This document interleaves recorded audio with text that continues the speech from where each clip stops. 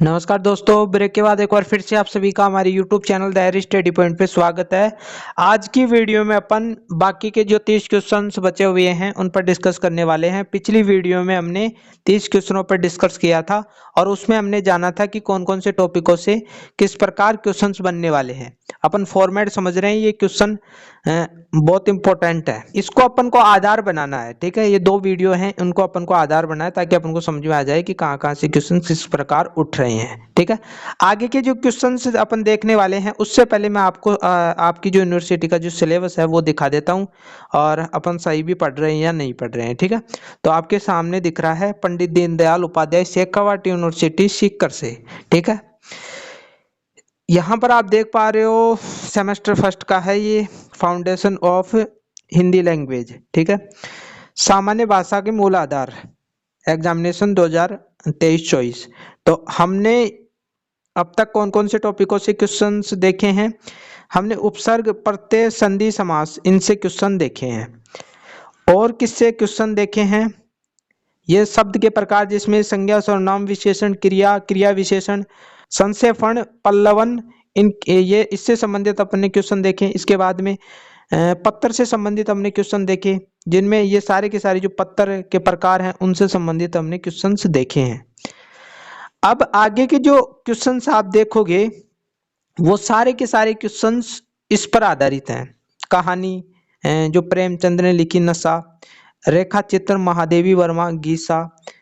इसके बाद में आप आगे देखोगे निबंध से संबंधित क्वेश्चन, व्यंग्य और पर्यावरण से संबंधित। तो ये क्वेश्चन कब कर पाओगे? जब इनको डिटेल से पढ़ोगे। 31वां क्वेश्चन, वह शब्द बताइए जिसमें दो उपसर्गों का प्रयोग हुआ है।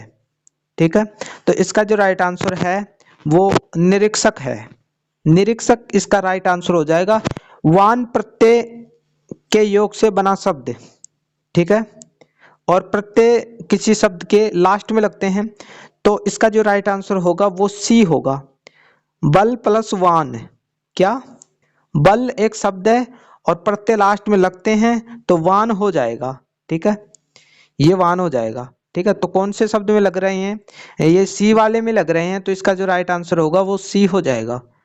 बिल्कुल ही बढ़िया तरीके से समझ में आ रहा होगा। आगे बढ़ते हैं। प्रत्यय के योग से बना शब्द कौन सा है? तो प्रत्यय मैंने बताया था कि लास्ट में लगता है, ऊपर भी हमने देखा कि लास्ट में, ये देखो लास्ट में लग रहा है, तो इसका जो राइट आंसर हो जाएगा वो मालीन हो जाएगा। ठीक है, इसमें क्या होगा? जो माल जो शब्द है ना, जो माला जो शब्द है वो मूल शब्द है, और इसमें प्रत्यय कौन सा है? इन प्रत्यय है। ठीक है, ये प्रत्यय है, तो लास्ट में देख लो ई, जो ली के ऊपर ई की मात्रा, और न, तो इन प्रत्यय है, तो इसका राइट आंसर हो जाएगा डी। ठीक है, तो मैं थोड़ा इसको मिटा देता हूं। ठीक है, अगला क्वेश्चन, इक प्रत्यय है, तो इसमें जो राइट आंसर होगा वो ये होगा। ठीक है, और ये शब्द यहाँ पर गलत लिख रखा है, ये शब्द बनेगा आत्मिक। ठीक है, यहाँ पर कौन सा शब्द लिखा आना चाहिए था? आत्मिक, आत्मिक शब्द लिखा आना चाहिए था, तभी ये एक प्रत्यय बनेगा। ठीक है, ये एक प्रत्यय बनेगा, तो यहाँ पर शब्द की मिस प्रिंट हुई है। लेखक के मंतव्य व मूल भाव को समझाया जाता है। किसमें समझाया जाता है? लेखक के जो मूल भाव होते हैं उनको। तो 35वां का जो राइट आंसर होगा वो सी होगा। उद्धरण के द्वारा, उद्धरण के द्वारा लेखक के जो मूल भाव होते हैं उनको समझाया जाता है। ठीक है, आगे 36वां, पल्लवन लेखन किया जाता है। अब इसका जो राइट आंसर होगा बी होगा, अन्य पुरुष में किया जाता है। ठीक है, 37वां, पल्लवन में भाषा का प्रयोग अपेक्षित रहता है। तो 37वां का जो राइट आंसर होगा वो ए होगा।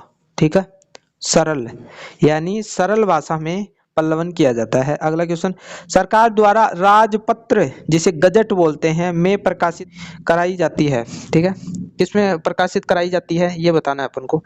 तो 38वां का जो राइट आंसर होगा वो सी होगा, अधिसूचनाएं। ठीक है, गजट जो होता है वो अधिसूचनाओं के माध्यम से प्रकाशित करवाया जाता है। ठीक है, 39वां, किस पत्र में पृष्ठांक अत्यावश्यक रूप से किया जाता है?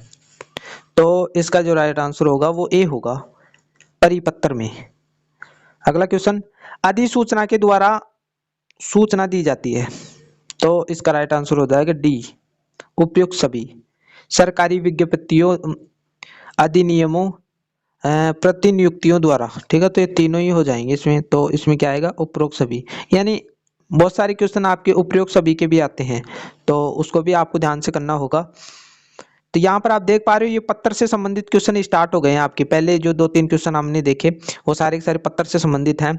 अगला क्वेश्चन, औपचारिक शिष्टाचार व सामाजिक दायित्व निभाने के लिए जो पत्र जारी किया जाता है वह है, तो इसका राइट आंसर हो जाएगा बी, अर्ध सरकारी जो पत्र है वो इसका राइट आंसर हो जाएगा।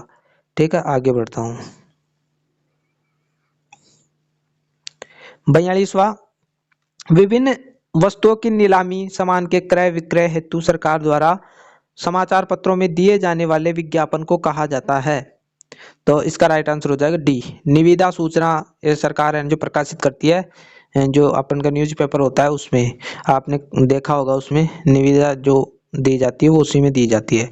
ठीक है, राजस्थान सरकार के कार्यालयीय पत्रों में सबसे ऊपर लिखा जाता है, सबसे ऊपर जो सरकार के जो पत्र होते हैं, कार्यालय जो पत्र होते हैं, उनमें सबसे ऊपर क्या लिखा जाता है? यदि आपने ये लिखा होगा तो आपको बढ़िया तरीके से पता होगा, बी।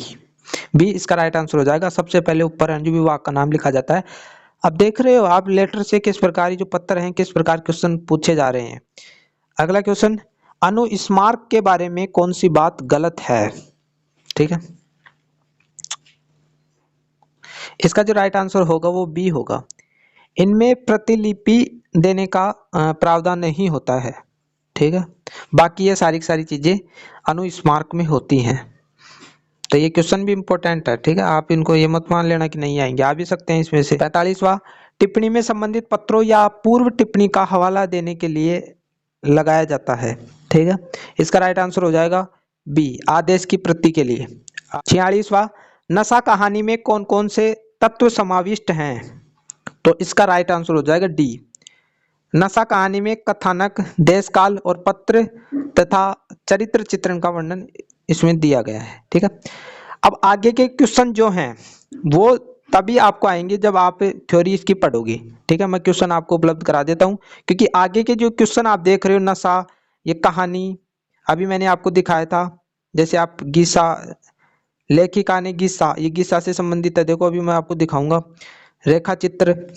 तो यहाँ पर ये आगे के जो क्वेश्चन हैं वो इस पर आधारित है।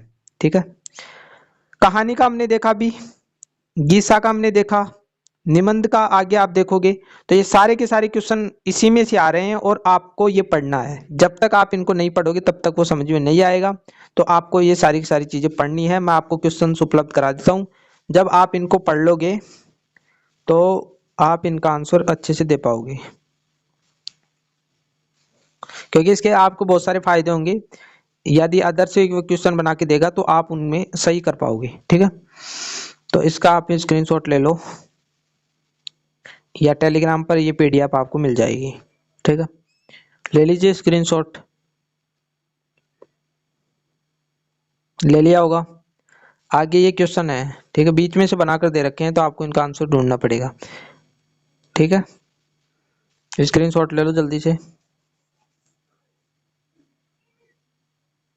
तो ले लिया होगा आपने स्क्रीनशॉट। तो ये सारे के सारे क्वेश्चन है ना जो मैंने बता दिए कहाँ से हैं, और इन टॉपिकों को आपको बढ़िया तरीके से पढ़ना होगा, तभी आप क्वेश्चनों को हल कर पाओगे। तो मिलते हैं एक नई वीडियो के साथ।